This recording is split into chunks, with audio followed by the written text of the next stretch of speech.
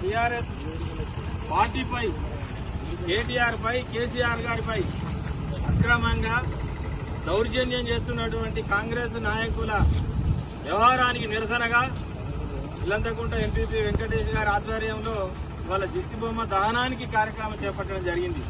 కానీ పోలీసు వాళ్ళు అటాక్ చేసి గుంజుకోవడం మూలంగా ఆగిపోయింది తప్ప రేవంత్ రెడ్డి గారి అక్రమాలను కాంగ్రెస్ పార్టీ యొక్క దౌర్జన్యాలను నిరసిస్తూనే ఉంటాం. ఇలా ప్రతిపక్షం ఉన్నది ఎందుకో ఒకసారి ప్రజలంతా ఆలోచన చేయాలి. కౌశిక్ రెడ్డి గారు కాంగ్రెస్ పార్టీ చేస్తున్నటువంటి అవినీతిని అక్రమాలను రేవంత్ రెడ్డి చేస్తున్నటువంటి అక్రమాలను ప్రశ్నిస్తే ఇవాళ కేసులు పెట్టి జైళ్లకు తోలేటువంటి సంస్కృతి ఎక్కడన్నా ఉన్నదా ఒకసారి ప్రజలు ఆలోచన చేయాలి. ఇవాళ ప్రతిపక్ష నాయకుల పాత్ర ఏంటిది ఒకసారి ఆలోచన చేయాలి. ప్రతిపక్షంలో ఉన్నటువంటి ఎమ్మెల్యే గారు ప్రభుత్వాన్ని ఎప్పుడు నిలదీస్తూనే ఉంటాడు.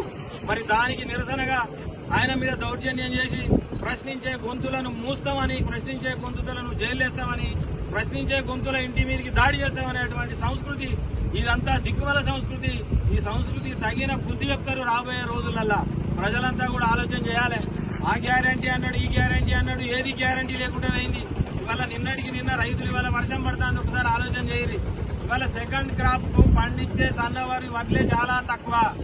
ఆ తక్కువ పండించిన వడ్లకు ఈయాటి వరకు కూడా బోనస్ ఇవ్వలేదు ఈ కాంగ్రెస్ పార్టీ, ఈ ముఖ్యమంత్రి. కానీ మేము బోనస్లు ఇచ్చినాం, మేము రైతు అది ఇచ్చినాం, మేము ఇది ఇచ్చినామని చెప్పుకునే ఈ బోగస్ మాటలను ఒకసారి ప్రజలు ఆలోచన చేయరని మేము తెలియజేస్తున్నాం.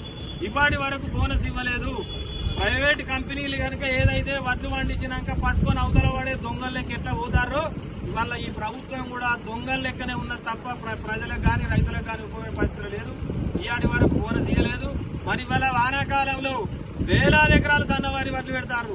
మరి రైతులంతా కూడా రేపు రాబోయే లోకల్ బాడీ ఎలక్షన్లలో తగిన బుద్ధి చెప్పాల్సిన అవసరం ఉన్నది కాంగ్రెస్ పార్టీకి. మరి యాసంగి కొద్దిగా పెట్టిన వాటికే సన్నవారికి ఇయాడికి బోనస్ ఇవ్వలే. మరి వాళ్ళ అడగోలు వరి పెడతాను, అడగోలు ఊర్లలో అందరం సన్నవారి బోనస్ ఇస్తాడు కాబట్టి ఆశకు రైతులందరూ పెడితే మరి ఇన్ని వేల కింటాలకు, ఇన్ని వేల ఎకరాలకు ఏ విధంగా ఇస్తాడో ఒకసారి ఆలోచన చేయండి. రేపు రాబోయే ఎన్నికలలో, లోకల్ బాడీ ఎన్నికలలో కాంగ్రెస్ పార్టీకి తగిన బుద్ధి చెప్తే తప్ప ఈ యాసంగి బోనస్ పడదు, రేపు రాబోయే వానకాలం బోనస్ కూడా పడదు. ఒక్కసారి వారికి బుద్ధి చెబితే భయానికన్నా మళ్ళీ ఎలక్షన్ల వరకు ఇదే బుద్ధి చెప్తారని భయానికన్నా బోనస్లు ఇస్తాడు, రైతు బంధు ఇస్తాడు, అన్ని ఇస్తాడు. కాబట్టి తప్పకుండా రాబోయే లోకల్ ఎలక్షన్లో కాంగ్రెస్ తగిన బుద్ధి చెప్పి ఈ కాంగ్రెస్ బుద్ధి చెప్పాలని తెలియజేస్తూ కౌశిక్ రెడ్డి వారిపై పెట్టిన కేసులన్నింటినీ నిర్ద్వందంగా ఎత్తివేయాలని ప్రభుత్వాన్ని డిమాండ్ చేస్తున్నాం.